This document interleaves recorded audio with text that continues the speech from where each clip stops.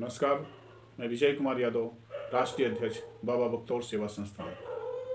बाबा बख्तौर पदावली एक पुस्तक शंभू यादव संगम जी के द्वारा लिखी हुई है, जिसमें बाबा बख्तौर की एक संपूर्ण विचारधारा, उनकी ऐतिहासिक पूरा उसमें वर्णित किया गया है।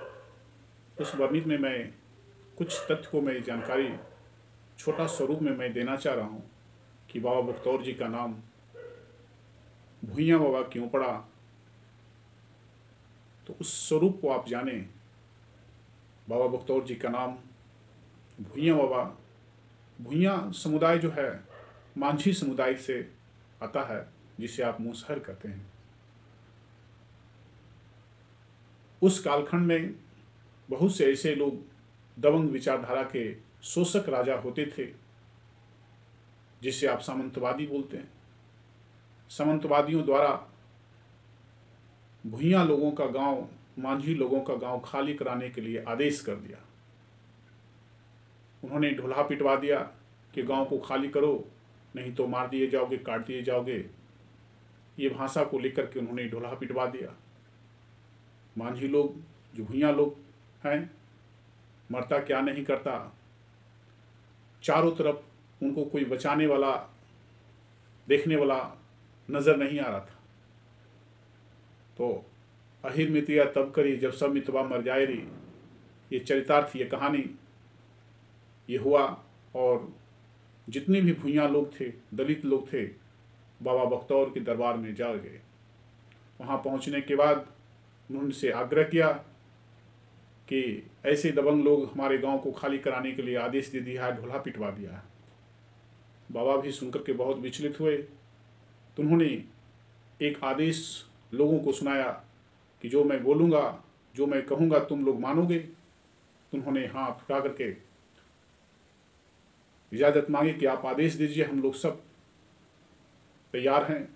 तो जाओ उन सामंतवादियों के यहाँ, उस जिस सामंतवादी गांव लोग हैं, वो लोग हैं, उनके यहाँ ढोला पिटवा दो कि जो भी आएगा वापस एक भी जिंदा नहीं जाएगा।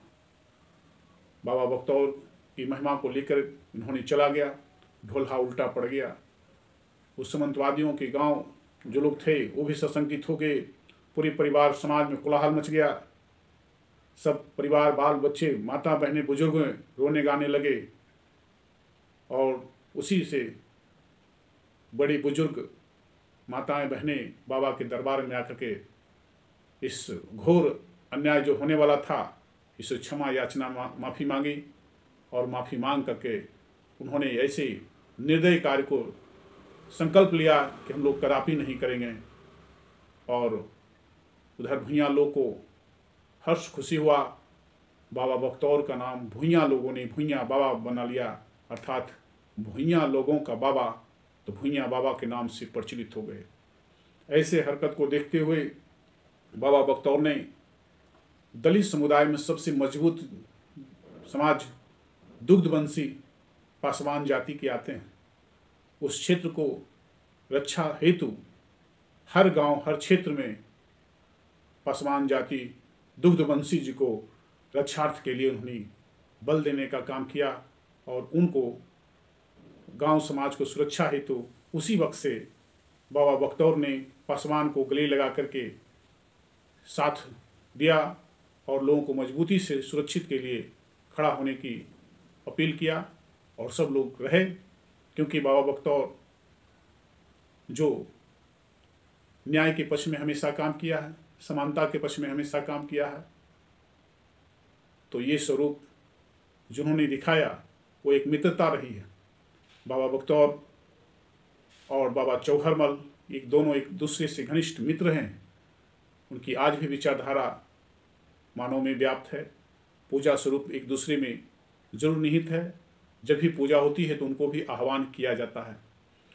दूसरा, दलितों का जो सम्मान के साथ साथ समाज में एक प्रतिष्ठा स्वरूप दिया गया। और तीसरा जो है बेरियाबन की कहानी।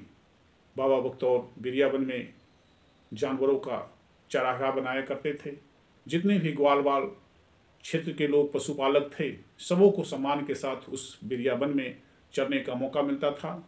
और लोगों को उपदेश, शिक्षा जागृत करने के लिए शिक्षा के साथ साथ शांति और न्याय की परिभाषा दी जाती थी। न्याय की लोगों को सीख दिया जाता था, क्योंकि उनके रीजन में, जिस तरह से आप जानते हैं कि राजगीर में महात्मा बुद्ध, महावीर ये शांति का प्रतीक रहे, नालंदा यूनिवर्सिटी शिक्षा का प्रतीक रहे, उसी तरह बाबा बख्तौर भी राजगीर में पूरे इस मगध साम्राज्य जो रहा, न्याय का भी साम्राज्य उन्होंने बनाने का काम किया। तब बाबा बख्तौर शांति, शिक्षा और न्याय के पक्षधर हमेशा रहे हैं। इनकी अगर गाथा को आप जानेंगे तो मानवता का सबसे बड़ा महान गाथा बाबा बख्तौर की कथा है। तो बाबा बख्तौर की महान गाथा को लोगों को जरूर सुनना चाहिए, पढ़ना चाहिए। ये इनका ऐतिहासिक गाथा जो है बाबा बख्तौर पदावली में दिया गया है, जिसे पढ़ने के बाद लगेगा कि मैं उस देव को मैं पढ़ रहा हूँ जिसमें न्याय संगत का ही साथ दिया है, लोगों को हितकारी बने हैं। और चौथा एक बात और मैं बताना चाहता हूँ, बख्तियारपुर जो आज पटना जिला का है, उसका पूर्व नाम बख्तौर विहार था। इस बख्तौर विहार मुगलों ने इसे नाम बदलकर बख्तियार खिलजी के नाम के स्वरूप में बख्तियारपुर रख दिया। जो आज इतिहास वो छुपा हुआ है, बहुत लोग जानते भी हैं, बहुत लोग नहीं भी जानते हैं। बख्तियार खिलजी ने नालंदा यूनिवर्सिटी को जलाने का काम किया, जो उसके पूर्व ही बख्तौर विहार के नाम से इसे जाना जाता था, जो नाम स्वरूप आज बख्तियारपुर स्टेशन भी बना है। तो अंग्रेज भी आए, उसी का नाम को स्वरूप में रख दिया। तो मैं पुनः मांग करना चाहता हूं सरकार से कि बख्तियारपुर स्टेशन का नाम बदलकर बख्तौर विहार करने की ज़रूरत है। इसमें प्रधानमंत्री, मुख्यमंत्री, जनमानस में जितने भी लोग हैं, बख्तौर विहार के नाम से पुनः उसे स्थापित किया जाए, स्टेशन का नामकरण किया जाए, नाम बदला जाए, बख्तियारपुर से बख्तौर विहार करने की ज़रूरत है। और बेरियाबंद जो है राजगीर में पुनः बनाया जाए, जहाँ पर बाबा बख्तौर का शांति, शिक्षा और न्याय का स्थान था, उन्हें पुनः आज जो ऐतिहासिक है उस पुनः को स्थापना दिया जाए। माननीय मुख्यमंत्री जी से भी मैं आग्रह करना चाहता हूं, और पर्यटक विभाग से जो हमारे मंत्री जी हैं उनसे भी मैं टीम के साथ मैं जल्द मिलना चाह रहा हूं, ताकि बेरियाबंद भी राजगीर में बने और बख्तियारपुर स्टेशन का नाम बदलकर बख्तौर विहार किया जाए। और नेक्स्ट